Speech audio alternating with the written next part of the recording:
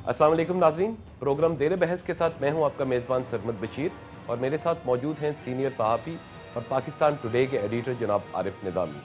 तज़ाद और पाकिस्तानी सियासत हमेशा से लाज़िम व मलज़ूम रहे हैं और अब की बार ये तज़ाद मौसम के साथ आया है कि जहाँ कुदरती तौर पर दर्जा हरारत कम हो रहा है, वहाँ सियासी टेम्परेचर में इजाफा है कि होता ही जा रहा है। पहले बयानात, फिर प्रेस कॉन्फ्रेंसेज, अब रैलियाँ। चंद दिनों से सियासी जमातें अपनी ताकत का मुजाहरा कर रही हैं। यहाँ मुस्लिम लीग नून ने तमाम सूबों में नुमाइंदगी रखने वाली पाकिस्तान पीपल्स पार्टी के जमहूरी तौर पर मुंतखब सदर से इस्तीफ़ा तलब किया, वहाँ तहरीक इंसाफ के हाथों खुद भी सख्त तनकीद का निशाना बनी। इब्तदा मुस्लिम लीग नवाज ने की है, शायद इसकी क़यादत के जहन में अदलिया बहाली तहरीक की कामयाबी थी। नाज़रीन मोहतरम, पुरअमन एहतजाज, जलसे, जुलूस और तुंदो तेज़ बयानात जमहूरियत का हुस्न है कि माफ़ियुज़ ज़मीर के इजहार के तरीक़ों में भी ये दर्ज हैं। काबिल गौर बात यह है कि इस वक्त जब मुल्क बैनुल अक़वामी दबाव का शिकार है, मईशत संजीदगी का तकादा करती है, दाखिली इस्तेहकाम वक्त की ज़रूरत है, ये रैलियाँ किसको फ़ायदा पहुँचाएँगी, अवाम की ज़िंदगी में इनसे क्या बेहतरी आएगी या फिर सियासी नाखुदाओं को कुव्वत मुयस्सर होगी, ये तमाम अवामिल ज़ेर बहस होंगे आज के प्रोग्राम में। जी आरिफ निज़ामी साहब, रैलियों की सियासत ने क्या दिया अब तक मुल्क को? देखिए, एक तो हल्ला गुल्ला हो गया, बड़ी देर से लोग बोर हो रहे थे, ये टॉक शोज़ वगैरह तक ही महदूद था, बाकी अखबारात के बयानात तक। अब कम अज़ कम सड़कों पे थोड़ा बहुत मामलात जो हैं आगे आए हैं। अब ये अच्छी चीज़ है या बुरी चीज़ है, ये हमें फ़ैसला करना जो है वो पड़ेगा कि ये मुल्क को किस तरफ ले जा रही हैं रैलीज़। मेरा तो ख्याल है कि एक तो ये क़ब्ल अज़ वक्त है, दूसरे ये है कि ये आवाज़ जो है एक वज़ीर आला सबसे बड़े सूबे की, उसका ये कहना कि हम आसिफ ज़रदारी साहब आप इस्तीफ़ा दे दें, नहीं तो आपको उल्टा लटका देंगे, वो असगर खान की नकल करने की कोशिश की जो कोहाला के पुल पे उन्होंने फांसी देने की धमकी दी थी भुट्टो साहब को। वो दौर और था, उस पीएनए की मूवमेंट के दौरान थी। जी। अब कोई मुल्क के अंदर माहौल इस तरह का नहीं है, एक मीडिया आज़ाद है। ज़रदारी साहब जो हैं वो बड़ी ख़राबियाँ होंगी उनमें, वाकई गवर्नेंस के भी इश्यूज़ हैं, ट्रांसपेरेंसीज़ के भी इश्यूज़ हो सकते हैं, लेकिन ज़रदारी साहब जो हैं उनके दौर में वो दौर जो अदवार थे पहले, जब इस किस्म की बातें की जाती थी कि इस्तीफ़ा दे दो, छोड़ दो, भाग जाओ, नहीं तो हम उल्टा लटका देंगे, फांसी दे देंगे, उस तरह की अमरीत तो पाकिस्तान में नहीं है। आप देखें कि कोई सियासी कैदी नहीं है, मीडिया आज़ाद है, पार्लियामेंट एक फ़ाल है। तो ये एक किस्म की, जिसको कहते हैं एक किस्म का ये असाल हो जाना कि जी बस यानी सिस्टम को तबाह किया जाए या जनाब फौरी इलेक्शन कराए जाएं या ज़रदारी साहब से इस्तीफ़ा लिया जाए, ये सब कुछ जो है महज एक रैली से तो मुमकिन नहीं है। वैसे आरिफ साहब ये बताएं कि इस तरह का कोई प्रेसिडेंट हो कि गवर्नमेंट में होते हुए चीफ मिनिस्टर सबसे बड़े सूबे का वो खुद एक एहतजाजी रैली को जो है वो लीड कर रहा हो? जी हाँ, ये देखें, ये वो भूल जाते हैं हम लोग कि 1988 में नवाज शरीफ साहब ने पंजाब वर्सेस सेंटर का नारा लगाया था, आपको याद होगा। जी जी। जब बेनज़ीर साहबा वज़ीर आज़म थी और नवाज शरीफ वज़ीर आला थे, उस वक्त नवाज शरीफ साहब की पीठ ठोकने वाले भी बड़े लोग मौजूद थे इस्टेब्लिशमेंट के। आज ऐसी पोजीशन है या नहीं है, ये नहीं है, मेरा नहीं ख्याल कि ऐसी बात है। दूसरी ये है कि इसके बावजूद कि नवाज शरीफ साहब ने उस वक्त भी अलम बगावत बुलंद किया था, लेकिन इस हद तक नहीं गए थे। जी, मेरा यही मतलब है कि इस एक्सट्रीम पे जाने वाली बात। ये इस किस्म की गुफ्तगू जो है ये इंतहाई गैर जिम्मेदाराना और इसकी काउंटर प्रोडक्टिव है। और ख़ास तौर पे ये जो दोनों सियासी जमातें हैं, ठीक है ज़रदारी साहब ने वादा खिलाफियाँ भी की हैं, लेकिन इसको ये नहीं समझ आती कि किस बात की इतनी ज़्यादा बिटरनेस है इनको।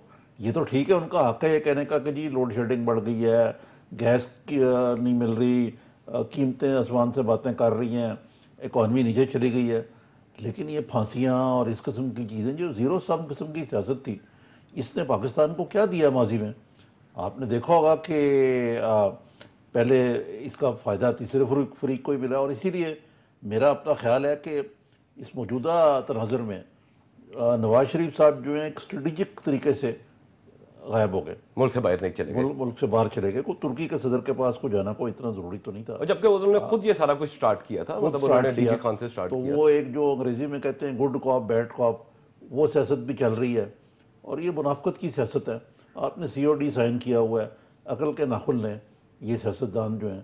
ادھر سے بابر اعوان صاحب نے بھی گرمی پیدا کی ہے, عمران خان صاحب اپنے وہ انہوں نے پنجاب گورنمنٹ کو بہت زیادہ ٹارگٹ کیا, وہ ٹارگٹ کر رہے ہیں. عارف صاحب ہمارے ساتھ اس وقت موجود ہیں پیپلز پارٹی کی سابق سیکریٹری اطلاعات اور پیپلز پارٹی کی لیڈر محترمہ فوزیہ وہاب پارٹی کی صاحبہ. سب کچھ ہیں جی محترمہ. جی فوزیہ وہاب صاحبہ, آپ کو ہمارے پروگرام میں ویلکم. آپ بتائیے کیسے آپ دیکھتی ہیں یہ ایک دم وعلیکم السلام جی, یہ کیسے گرما گرمی جو آئی ہے ساری ایک سیاست میں ایک دم, آپ کیسے دیکھتی ہیں؟ مسلم لیگ نون کی طرف سے یہ کہا گیا کہ عوام کا دباؤ اتنا زیادہ تھا کہ اگر ہم یہ نہ کرتے تو یہ ہمارے خلاف کوئی چیز ہو سکتی تھی. پہلے تو میں یہ کہوں گی کہ یہ ان کی کیفیت جو ہے وہ کھسیانی بلی کھمبا نوچے والی ہوئی ہے. انہوں نے بڑے بڑے دعوے کیے تھے, انہوں نے بڑے بڑے وعدے کیے تھے, لیکن آپ نے دیکھا ان 3.5 سال یا 4.25 سال کے عرصے میں یہ کوئی خاص ڈیلیور نہ کر سکے. یہ ایکچولی ان کا لائف یا سٹائل آف گورننس ایسا ہی ہمیشہ رہا. لیکن بات یہ تھی کہ پہلے 90 کی دہائی میں میڈیا اتنا انویسو نہیں تھا, میڈیا ہر وقت موجود نہیں تھا اور ہر جگہ موجود نہیں تھا. آپ میڈیا کو مینیپولیٹ کر سکتے تھے, اور یہ سب کو معلوم ہے کہ ہمارے شریف برادران جو ہیں وہ ہمیشہ سے میڈیا کو اپنے ہاتھوں میں لیے رہے ہیں, خاص طور پہ جو پرنٹ میڈیا ہے. اور پرنٹ میڈیا میں انہوں نے یہ تاثر قائم کرنے کی کوشش کی کہ ان سے بڑا کوئی لیڈر نہیں ہے, ان سے بڑا ان سے بہتر کوئی ایڈمنسٹریٹر نہیں ہے. لیکن اب جب میڈیا آپ کو ہر طرف نظر آ رہی ہے تو اس ملک کی پولیٹیکل ڈائمنشنز چینج ہو گئے ہیں. اب اس پولیٹیکل ڈائمنشنز کو سمجھنے والی بات ہے جو میرے خیال میں یہ نہیں سمجھ سکے ہیں. یہ سوچ رہے ہیں کہ جو سٹائل یا جو ان کی اسٹریٹجی 90 کی دہائی میں تھی وہ اب 2010 کی دہائی میں بھی اس کو استعمال کر سکتے ہیں. میرے خیال میں وہ بہت ہی بڑی غلطی پہ ہیں. ان کا جو شو تھا ناصر باغ سے بھاٹی گیٹ تک کا, میں سمجھتی ہوں ایک سرکس تھا. It provided entertainment for 3 hours to the public of this country. سب نے دیکھا, کسی نے کفن پہنا ہوا تھا, کوئی جوکر بن کے آیا ہوا تھا, تماشے چل رہے تھے اور ڈرم بج رہے تھے, سب کچھ ہو رہا تھا. تو it was more like a circus and nothing else. ان کا دعویٰ تھا کہ ہم لاکھوں کی تعداد میں اس جگہ پہ لوگوں کو لے کر آئیں گے. اچھا نہیں, یہ بتائیے میرے پاس ایسٹیمیٹ آئی ہے اور یقیناً آپ کے پاس بھی آئی ہوگی, وہ 25 سے 35 ہزار کے درمیان ہے. دیکھیے, آپ جب وزیر اعلیٰ ہیں اور چیف ایڈمنسٹریٹر ہیں پورے صوبے کے, تو نیچرلی آپ کے پاس کلاؤڈ ہے, آپ کے پاس وہ ریسورسز ہیں, تو آپ تو اتنے سارے لوگوں کو لے کر آ سکتے ہیں. لیکن سوچنے کی بات تو یہ ہے کہ جب یہ برے حال میں تھے اور جیلوں میں بند تھے, اور جب مسلم لیگ نون نے, اور اس وقت ان کی قیادت بیگم کلثوم کر رہی تھیں, جب انہوں نے ریلی کی کال دی تھی, تو ہمیں یاد ہے کہ 1 درجن سے زیادہ لوگ لاہور کی سڑکوں پہ نہیں نکلے. ریلی سے آگے تو چلتے ہیں. لہٰذا آپ کے پاس اسٹیٹ مشینری ہے, اور اسٹیٹ مشینری کی بنیاد پر آپ یہ سرکس کر رہے ہیں, تو مطلب آپ حاصل کیا کرنا چاہتے ہیں؟ اور دوسری بات یہ ہے عارف صاحب, میں اور سرمد صاحب آپ سے یہ کہنا چاہوں گی, دیکھیے جب آپ کوئی ریلی شروع کرتے ہیں یا آپ کوئی مہم شروع کرتے ہیں, تو آپ کے پاس کوئی ایک کنسٹرکٹیو فوکل پوائنٹ ہونا چاہیے, کوئی آپ کے پاس کوئی کنسٹرکٹیو میسج ہونا چاہیے. یہاں تو مجھے کوئی میسج نظر ہی نہیں آ رہا ہے. لیکن محترمہ آپ نے بات کی ایک ہی گھوڑا ہے جس کو وہ پیٹے جا رہے ہیں, عارف صاحب کہہ رہے ہیں کہ ذرا ریلی سے آگے چل کے بات کرتے ہیں. نہیں, میں یہ کہہ رہا ہوں کہ دیکھیں یہ گورننس کی آپ نے بات کی, اب گورننس کا معاملات لیں آپ, تو وہ تو آپ دیکھیں کہ ٹھیک ہے پنجاب میں بھی گورننس کے ایشوز ہیں, تو فیڈرل گورنمنٹ کے بھی کوئی گورننس کو اتنی کوئی قابل فخر تو نہیں ہے.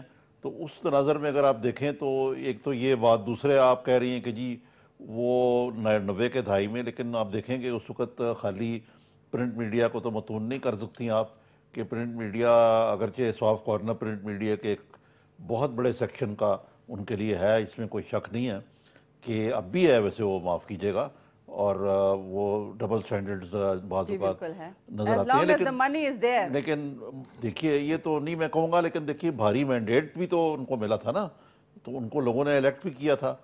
تو اب دیکھیے کہ اس وقت جو موجودہ تناظر میں اور جبکہ پھر اس کے بعد آپ نے دیکھا ہے اب دیکھیے اب عمران خان صاحب جو ہیں عارف ان صاحب کی پھر ریلی آپ بھی نے بڑی دیکھا زوردار جب ہوئی وہ ہے. بھاری مینڈیٹ ان کو ملا ہے، نہیں ان کی بھاری مینڈیٹ کو جب ختم کر دیا گیا تو کتنے لوگ سڑکوں پہ آئے تھے ان کی حمایت میں.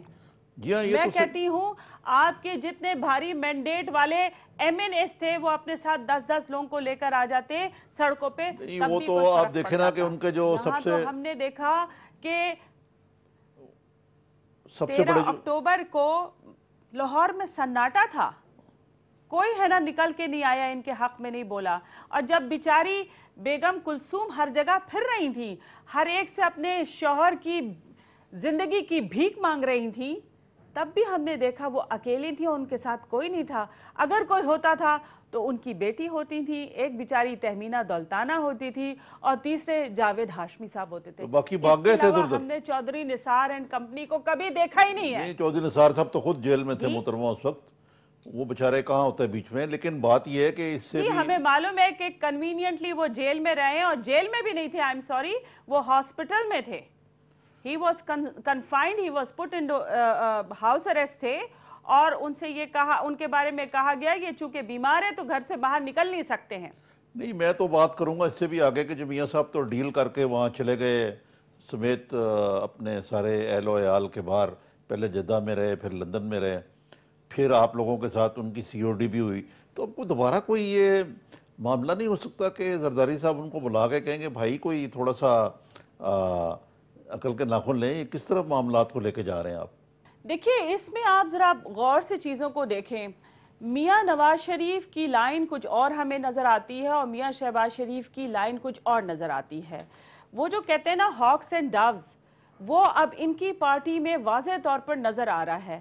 میاں نواز شریف ایک بیلنسڈ آدمی ہیں، ایک بڑے رہنما ہیں، ان کی لائن کچھ اور ہے، اور یہاں جو چھوٹے میاں صاحب ہیں ان کی لائن کچھ اور ہے. یہ میرے خیال میں بہت زیادہ ہاکش ہو گئے ہیں، اور یہ سمجھتے ہیں کہ اس طرح کی جگلے بازی سے وہ رائے عامہ کو اپنے حق میں کر لیں گے. میں سمجھتی ہوں he is grossly mistaken, he can not do it. آپ نے دیکھا ان کی تقریر میں کوئی میسج نہیں تھا.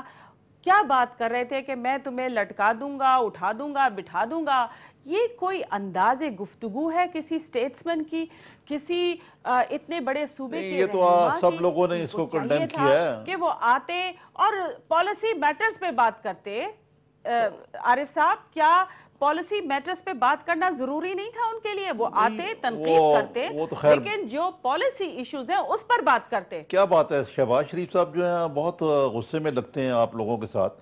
لیکن یہ بات کریں کہ عمران خان صاحب کا کیا مسئلہ ہے؟ وہ کیوں اصل مقابلہ پی ایم ایل این اور عمران خان کا ہے یا آپ کے ساتھ ہے؟ مزے کی بات یہ ہے کہ ان کی اپنی گفتگو میں یا اس پوری جو گو زرداری گو یا امید پاکستان یا جو چاہے آپ کہیں، یہ بھی آپ غور طلب بات ہے کہ یہ صاحب کہتے ہیں گو زرداری گو، اور جب ہے نا میاں نواز شریف نے ڈیرہ غازی خان میں جلسے سے خطاب کیا تھا تو ان کے جلسے کا عنوان تھا امید پاکستان. دیکھیں ایک کانسٹرکٹیو بات ہے، اور یہاں پر وہ ڈسٹرکٹیو بات کر رہے ہیں. اچھا بات یہ ہے کہ میاں نواز شریف ایک بلند پایہ لیول کے رہنما ہیں، ایک بہت بڑی پارٹی کے سربراہ ہیں، اور اس سے پہلے 2 دفعہ ملک کے وزیر اعظم رہ چکے ہیں. اچھا اب آپ مجھے بتائیے پی ٹی آئی کیا ہے؟ اگر آپ اس کو بلیک اینڈ وائٹ میں دیکھیں، where does the PTI exist? It does not exist anywhere. آپ دیکھیے ابھی ساہیوال میں انہوں نے الیکشن لڑا، وہاں ان کے امیدوار کو صرف 1000 ووٹ پڑے.